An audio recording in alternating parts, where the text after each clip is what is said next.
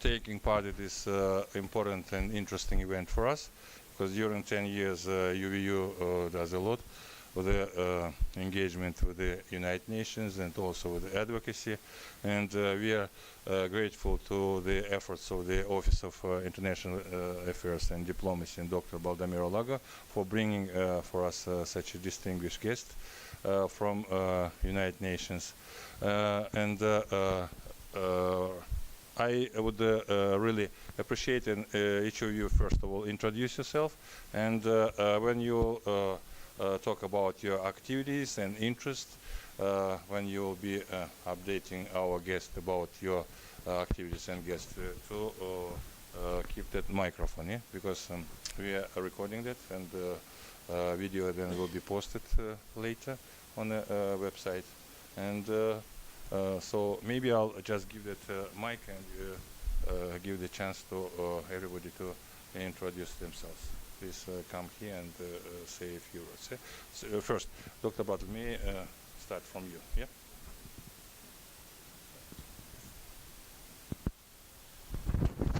Rusty Butler, retired over a year ago from UVU.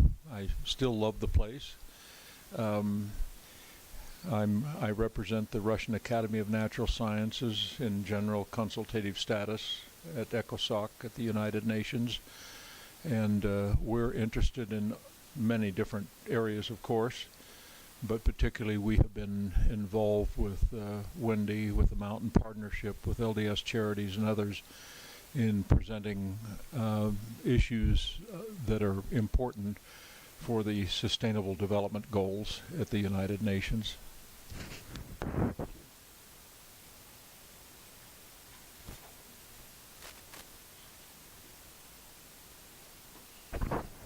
Well, hello, this is Wendy Jung. I am obviously Asian person from other land. You dig a hole, you find my house, right?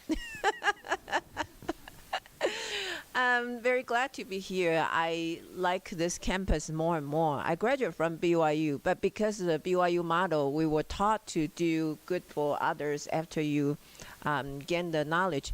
So my main focus is to empower young people with their character training and family.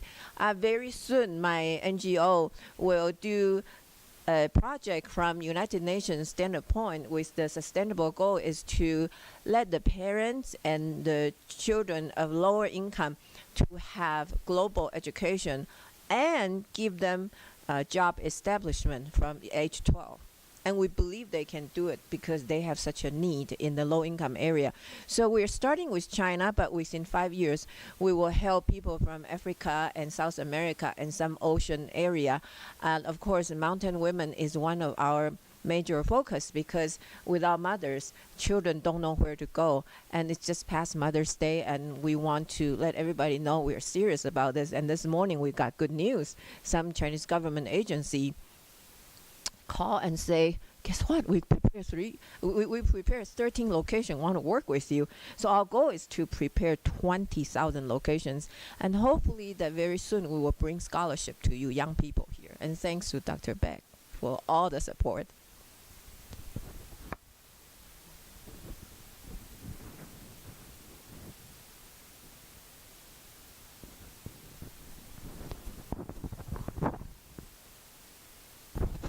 Marcia Barlow with United Families International. UFI, United Families, has been accredited through the UN system since 1999.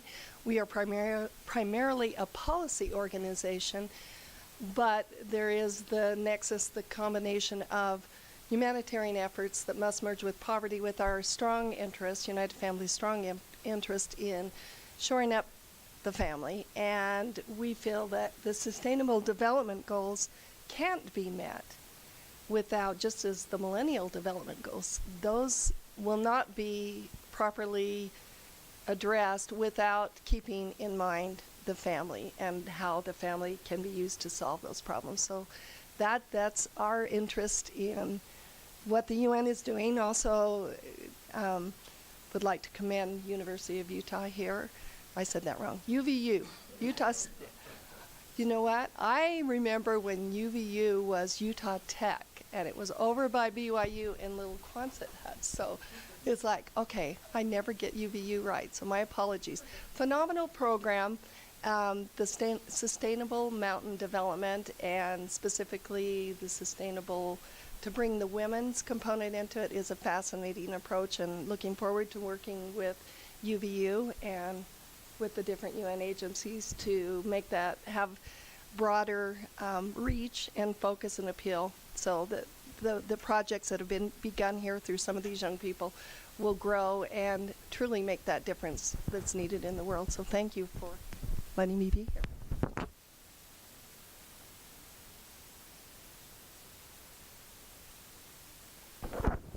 Hi, my name is Megan Rains, and I just recently graduated from UVU in the Political Science Department. I had the opportunity to work with Dr. Beck on the Women of the Mountains Conference 2015, and I think my biggest contribution was to introduce Wendy to Beck.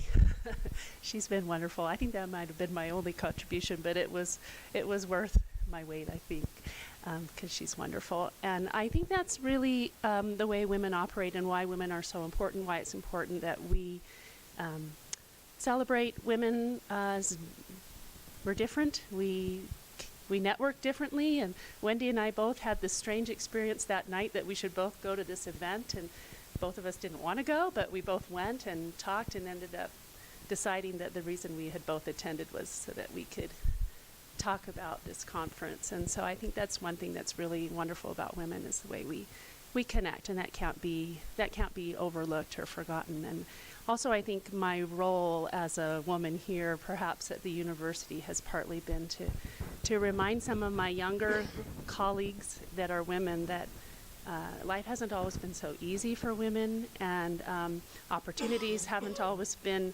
available, and that's why I was there getting my second bachelor's degree. And about halfway through Professor Connolly's class on public administration, I just went up to him and I said, I think my entire time at BYU, I'm not sure that anybody ever talked about getting a job, because I think they were afraid that a woman would overhear.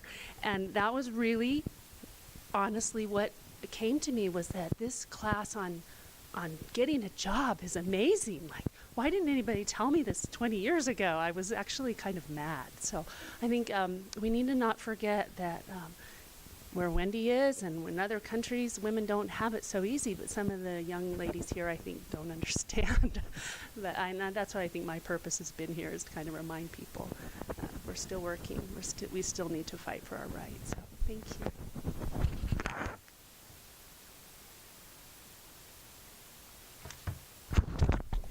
Hello, my name is MurrayCisneros, and my role here was to help back with the organization of the Women of the Mountains Conference.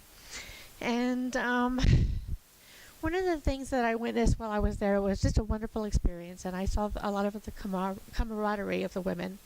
On the final day of the conference, there was a luncheon, and Kenna Matthews from the Utah County Habitat for Humanity spoke at the luncheon, and it turned out it was her birthday.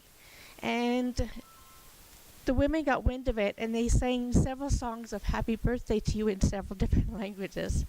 So it was really a wonderful, special day for Kenna, and we appreciated them. And then after the luncheon, we all took off to a Habitat build site and helped do the landscaping of a single mom who had just purchased a home through Habitat. So that was my experience, and it was a wonderful experience, and we got to share a lot of similar experiences, and to know that we all supported each other.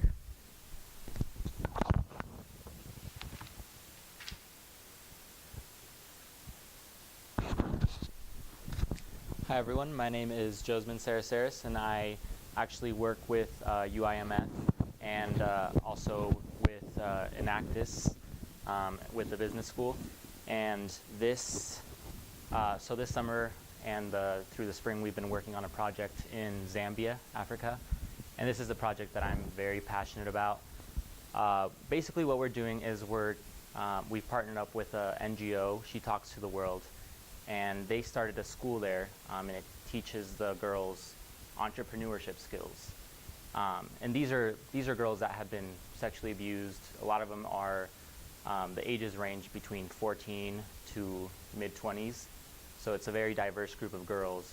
And what we do at UVU is we create the curriculum for them. And we help them, but ultimately we want to leave it up to them to create their own businesses. We don't want to baby them throughout the way. We just want to be there to mentor them, and we want them to see us as equals, which is really important that they see us that way. What I did for the project was I created a franchise model. So this is something that we want to take and replicate, not only in Zambia, but with any other businesses. So currently they have a clothing boutique, and it's actually very profitable. They have to do the needs analysis, so they can't just open up any business. They have to know that whatever their product is, it's going to sell. And I think it's just really important to teach these girls, because otherwise they have no other opportunities. If they go to schooling, they're not going to feel as important. You know, they don't want to go to school, just learn grammar and then get out of school, and then there's no work for them to do. So we want to teach them these life skills that eventually they might be able to pass on to their children, and teach them. And then a lot of them too will use their own businesses to go and take them to school, or whatever they want to do with it. But we want to empower them in order for them to move forward with their lives, and get out of the circle of poverty. So that's something that I think is a really good goal for not just Zambia, but we can implement it around the world. Even in the United States, there are still areas where women struggle. Single moms would benefit from creating businesses that would in turn create jobs in their community. So this is something that I would, encourage everyone to be a part of, and I think it's a great agenda to have, and I think it's really great for UVU and for the students to get involved. Thank you.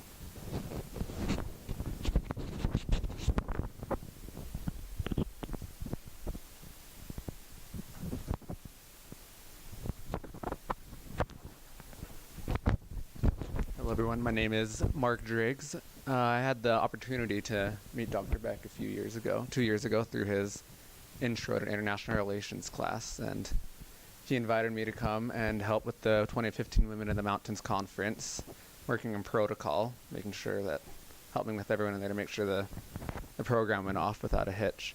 And it was a really unique opportunity for me to see at that time that, for so many years I always thought, okay, to make a difference in the world and the lives of others, you have to wait until you have an education, until you have a higher education, until you have a job. And Dr. Beck was able to show me that you can start where you are, even as undergrad students, improving the lives of others, making a difference. And I now have the opportunity to work with UIMF as a liaison to the Center for National Security Studies, a new program that came to UVU last year.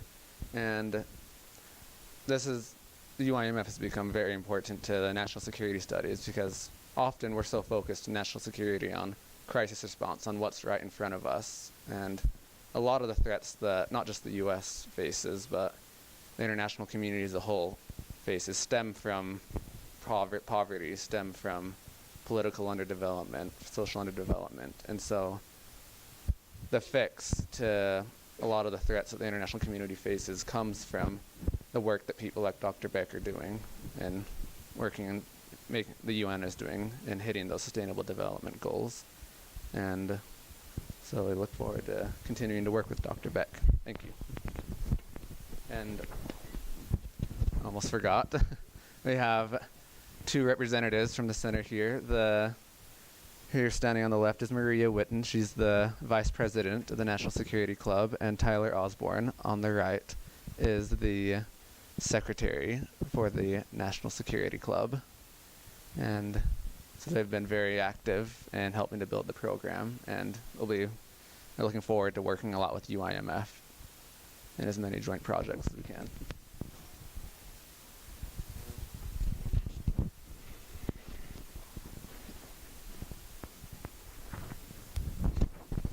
Thank you very much. My name is David Souza, and I just graduated from UVU with a political science major. but I took a big role in recruiting for the Model UN conference. We started out as a class that was not going to happen to actually having 5 team members. So we're very grateful for Dr. Jeffrey Cockerham, who was our team advisor as well. What we did a little different than most teams is that we focused primarily on the resources that we had at hand. And that would be our advantage in this conference. Even though this is classroom learning in simulation form, we decided, well, let's take a little bit extra to do above and beyond, to really push sustainable mountain development, primarily with Kyrgyzstan. We have a wonderful resource here. Dr. Beck has been wonderful to all the students in the classroom, all the members. And we went as far as beyond as actually receiving an achievement. We won in the General Assembly an achievement diplomacy, and really for a coalition of work. We partnered with other nations to pass a resolution that not only introduced sustainable mountain development, but focused primarily on agricultural and environmental development for families. We wanted to make that goal to have family unity within all the current hardships which we have in the world today. And we focus a lot on climate change, the effects that it has now and the effects it will have on future nations. So that was my primary purpose, was more to be a team leader. Unfortunately, I was unable to attend the conference, but our team did wonderful. They had an enjoyable time, and we're hoping that this will push further recruitment for that conference and for that class, which most often people say, oh, it's a lower level classroom, but really it's a hands-on engagement of an experience which you cannot attain anywhere else. Even our classroom simulation compared to the actual conference is completely different. We're going from 5 student simulation to about 300 students from various different institutions, and we were very grateful to represent Kyrgyzstan, and we shift our diameter a little bit away from, you know, these prestigious nations that we often hear of, the US or France, and we figured, no, let's use our local resources. So we're very grateful for that. Thank you.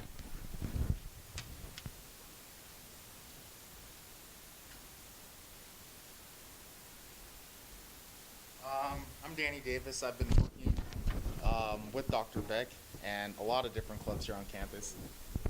The UIMF and many other clubs throughout here on campus. So I'd say the greatest thing that I've learned is that climate change and sustainable development are tied together. They are married. Sustainable development, when we look at that, we think of third world countries, but that isn't for third world countries. That's for every country, including the United States of America. And that is the greatest thing that I've learned working with these clubs, especially looking at the sustainable development goals, and in accordance with the Paris Accord. Looking at all these things, I see how important sustainable development is. And that's what a lot of these clubs, the UIMF and all these clubs on campus are trying to focus on, is basically pushing sustainable development, not pushing, advocating for sustainable development throughout campus on the grassroots. And that is something that Dr. Beck, along with, you know, Dr. Butler here, have been pushing for a few years. And it's really sticking here on the grassroots level here at UVU.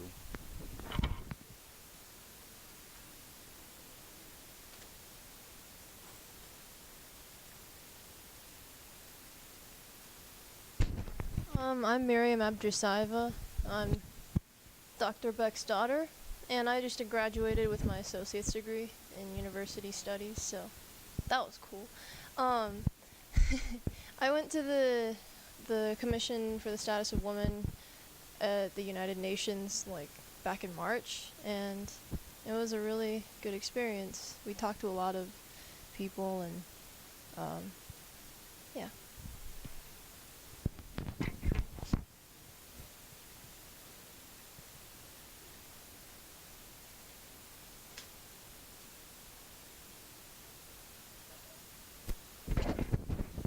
I'm Lynn England.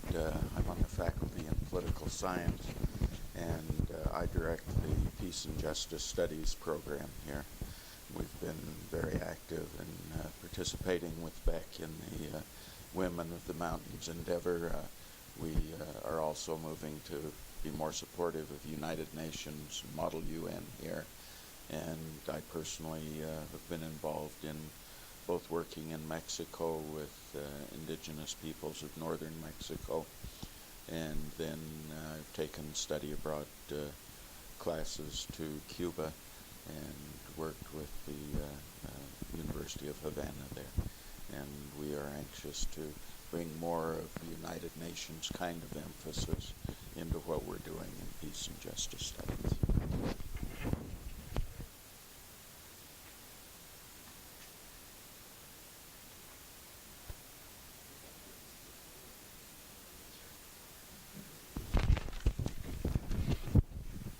My name is Matthew Rands, and I'm the Vice President of the Utah International Mountain Forum. This brochure I just handed you has a little bit of what we do and who we are, and you've kind of got a quick glimpse of all the marvelous things that those present here are doing on behalf of the mountain's sustainable development.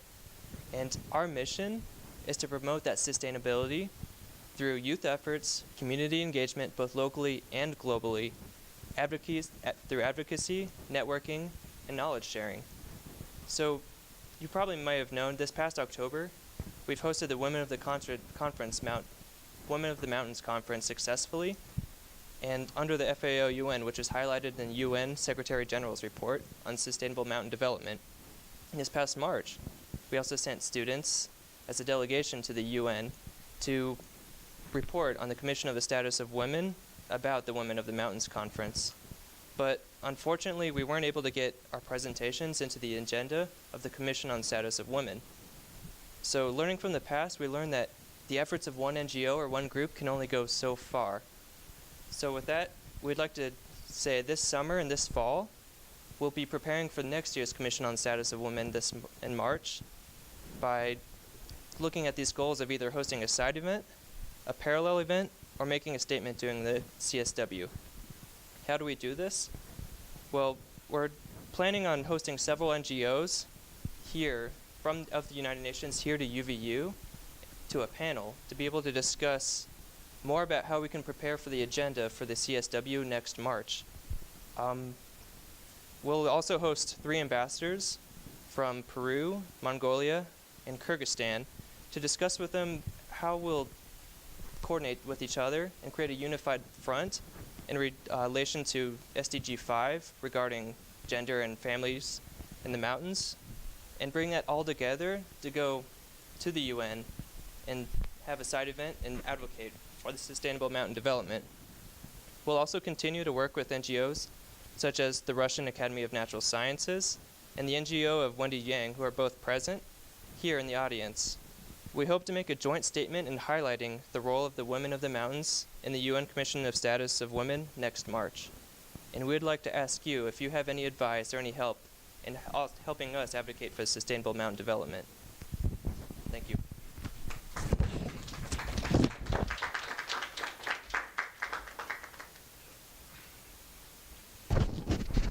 Thank you much.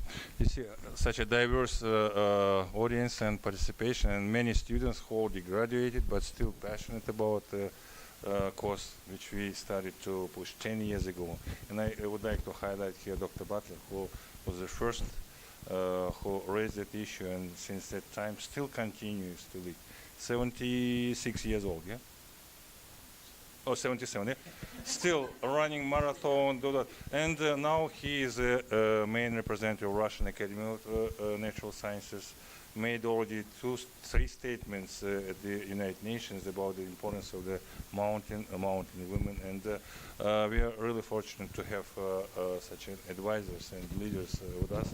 And today we have other people joining us, and this is really great. I'd like just to make a little bit maybe summary for you, Mr. Quiepo. And you know, the important feature of our model that we would like to encourage our students to consider themselves not as students, but as professionals. Why? Because the majority of them are non-traditional students. They think about it, taking care of their families, children. For example, I really salute the efforts of Megan. She has 10 kids, and still she pushes that agenda, mountain, women, and she was the best student now, just highlighted during that convocation. I'm really proud of you. she is able to take care of the children. Students like Megan and Mary, they have to share their experiences, how to be passionate about it, other mountain communities and women around the world, but at the same time show how they're handling their own lives and education as well. Yeah, and this is a model which we would like also to bring to the Commission status of women. And like Matt said, that this year it didn't work, but now we'll be doing a little bit more smarter in our efforts, and jointly try to make sure that next year there will be a panel of the non-traditional students. Please pay attention to it. They are not a youth.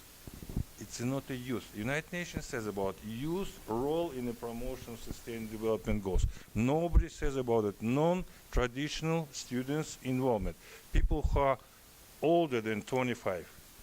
Could be 40, 50, 60, and they're still getting educated. And we would like to show that UVU, Masha, you're absolutely right, vocational training school, which gives empowering the local communities in a way that professionally and be able to make a difference in the lives of the not only local communities but also globally. Yeah? So thank you very much again for all of your contributions and introduction. Especially thank you for the students who came here after the graduation still. It shows that you come here not only in order to get your grade, but also something bigger, passion about that bigger course. Yeah, and I also appreciate the efforts of my colleagues and faculty, Dr. England. During 10 years, they are never gave up, and also helping with the resource and everything. And let me also introduce you our honored guest, Mr. Felipe Quiepo. And we have for you some time, before the beginning of that general presentation. But first of all, to make sure that you have already hear some voices heard from on the local level what we are doing. So our distinguished guest represents an important department at the United Nations, Department of Public Information, and he is dealing with the NGOs and advocacy. We welcome you very much, and we hope to work with you also in the future quite a lot. Yeah, please.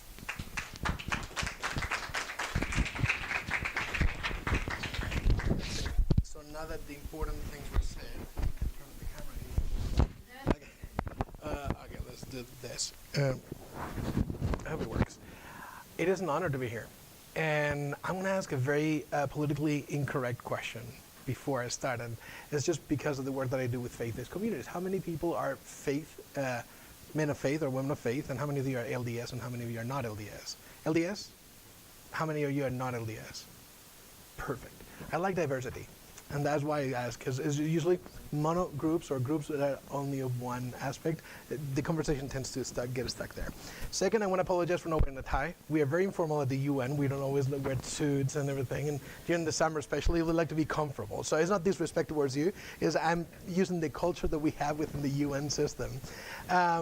So my name is Felipe Quiepo. I'm originally from Spain, and I work for the Department of Public Information. I'm the officer responsible for engagement, communication, and outreach with civil society.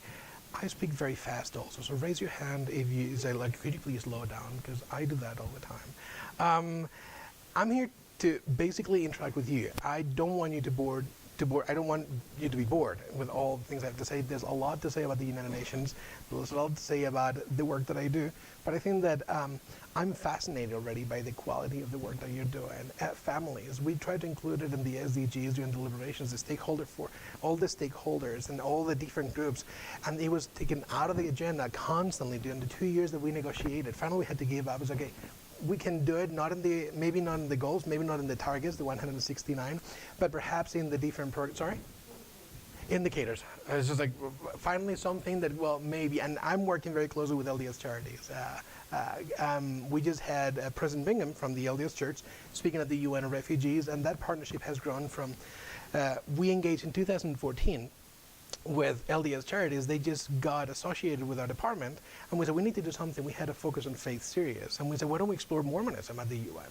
And we did a briefing only on Mormonism at the UN. First time that we had done a series of them. We had done Baha'i faith, we had done Judaism, Hinduism, Islam. We had done Catholicism when the Pope came, and then we thought maybe Mormonism. People wanted to know about Mormons. They knew about me. I'm LDS, and they knew about me in the office, but they also want to know, this Mitt Romney guy, what is all this about? So we said, okay, well, we can do that. No, we didn't do it immediately after. We waited a couple of years to be fair, not to see like we were endorsing anyone, but it was at that time the best attended briefing in the history of the UN. Last April 13th, that was February 27th, 2014. Last 13 April 2017, we had one of refugees where LDS Charities was our main partner. They led the briefing. They broke the record. So we broke records, and we had the best attended briefing in the history of the United Nations Department of Public Information. And we are proud because we see that engagement with civil society cannot isolate religious groups. It's something that we emphasize a lot. My work is to engage with the NGOs, and I love my work. I have the best job in the world. And I will say this again to the students, because I think that being able to combine my passion for service, which is what the UN is. We are international civil servants. Forget about the fancy titles, officers, directors. We're international civil servants. We're here to serve the international community. And you are the best partners we can have. Let's forget about member states and the governments. They have their own interests. They have their own agendas. Civil society has always been the main partner. From the implementation of the UN, or the creation of the UN in 1945, civil society has been there. The Universal Declaration of Human Rights was mainly the contribution of civil society and our partners. So constantly we have seen that. And what we aim at is providing a voice to the voiceless. And that's exactly what you are. You are providing that voice that people need to hear. And in a place like the UN, where it needs to be heard by everyone, member states, but also the UN system, the different agencies, funds, and programs, and also other NGOs. So with that, having said that, and knowing as much as you know about the UN, because you probably know much more than I do, and you're much more invested in this, I'm here to engage with you and invite you. How many of you have consultative status with the Economic and Social Council? Okay. How many of you are associated with my department, Department of Public Information? Good. How many of you have an NGO, like a group that you work with and is legally registered in the U.S., for example? Okay. Welcome. Hi, thank you.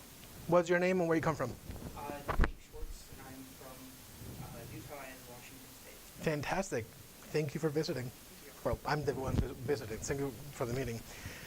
My idea is I want to invite those of you who are working with NGOs to associate with my department officially.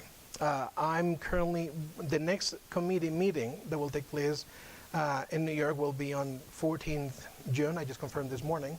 And obviously it's a little bit late for the applications for this time, but the next one will be in November. I want to invite you to consider joining the UN through the Department of Public Information as an associated NGO. And I will tell you the advantages and disadvantages. They're not disadvantages, so we can just start with that and say there's nothing negative about being part of us. The advantages, you're recognized by the largest department of the United Nations, Public Information, that engages in communication, outreach, and information for all areas. We do not discriminate. We have from AARP and Amnesty International to a tiny, tiny NGO of 13 people in Guatemala fighting for the rights of transgender individuals and employment rights in those communities. We believe that the power of civil society is tremendous, and that it is through you that things change. When I speak to students, and I will say this probably at noon, is people ask me all the time, how can I make a difference? How can I make a difference in my community? You start at home. You start at home. The home, the household, is the place where you develop your best skills. Because if you're not able to do it outside your home, you cannot. I mean, in your home, you're not going to be able to do it outside. And that is something that has to be part of the education and the culture of the individual. You need to understand that service starts with the ones that is easy to serve, and then those that you do not know, then it will come also naturally. So that empowerment that happens of the individual when they understand that service is key is what moved me to say to the UN, yes, I mean, I want to work there. I started as an intern, and then I've been moving up and moving forward, and I think that I have the blessing or the privilege of engaging with civil society in this case. And you are the ones making the difference, but we need you. We need you to promote the values of the UN. We need you to say, well, okay, your constituents. In a region, let's face it, like Utah and other areas, it's not as easy for the UN to have a presence or a voice, because at times we see this all the time at the UN. They say, well, where can I get information? Because you're in New York City. How can I get direct information? And not everyone accesses online or knows how to navigate the UN system. We have an information center in Washington, D.C., and we have our resource center in New York City. But besides that, the next one closest by is in Mexico. So how do we interact directly with civil society? And at times, civil society feels like, yeah, you are in New York, you respond to emails, you have a website, there are presentations, but we like the one-on-one. And when does that happen? When can I just meet with you, or when can we just dialogue? And not everyone is able to go to New York for, they don't have the resources. Many NGOs, as I said, they're very low-income NGOs. They need to allocate their resources to the work that they do. So what we have done is we have a yearly conference that since 2008 is traveling the world. We are bringing the conference to the different communities around the world. We started in Paris in 2008, as I said. We moved to Australia, we've been to Korea, we've been to Germany, and the idea is next year we're looking into Africa, and is to bring the UN to the people instead of hoping that they come to us, and then utilizing that opportunity to engage with civil society and NGOs. So now that I'm here, and I'm here twofold, obviously, because I work for the UN, but I want to work with you, is to invite you. Consider working with us. You will become one of 1,451 NGOs. Hopefully the 52, 53 will be you. Think of this, the US, alone in the US, you have 1,055,000 501c3s.